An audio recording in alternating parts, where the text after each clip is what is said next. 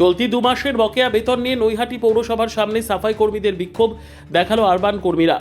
নৈহাটি পৌরসভার দীর্ঘদিনের সমস্যা, আরবান কর্মীদের ঠিকমতো বেতন দেওয়া হয় না, নেই তাদের ইএসআই প্রভিডেন্ট ফান্ড, আর তাই তারা একজোট হয়ে কাজ বন্ধ করে নৈহাটি পৌরসভার গেটের সামনে এক বিক্ষোভ কর্মসূচি দেখায়। কোনো শোনা করছে না, কোনো বোর্ড খালি ভাওতা দিয়ে চলে যাচ্ছে আমাদের দিনকে দিন। আমাদের মাইনে গত মাসের মাইনে বাকি আছে, এ মাসে 21 তারিখ হয়ে গেছে, এখনো আমাদের মাইনে পাওয়া যায়নি। কমাস মাইনা ডিউ, আমাদের মাইনে 1 মাসের ডিউ, এই একটা রানিং চলছে। এক মাসের ডিউ আছে পুরোটা, এই 1 মাস রানিং চলছে, টোটাল ধরুন 2 মাসই চলছে। এখন কি কারণে দিচ্ছে? পৌর বোর্ড এখন চেঞ্জ হয়েছে, পৌর বোর্ড কেউ নেই এখানে, চলে গেছে সব ছেড়ে। হ্যাঁ, সব যে যার মতন চলে গেছে। আমরা এখন না খেয়ে দিয়ে মরছি। আমরা আমাদের ছেলে বউ নিয়ে, বউ বাচ্চা, ঘর দৌড় বাড়িওয়ালাটা তাড়িয়ে দিচ্ছে আমাদের। আগে পয়সা করি ঠিকঠাক পেয়েছিলেন?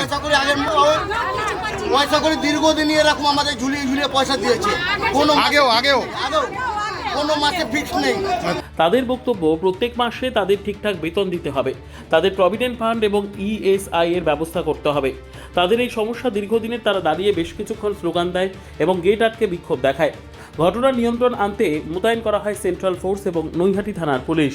ব্যুরো রিপোর্ট, আরোহী নিউজ বাংলা।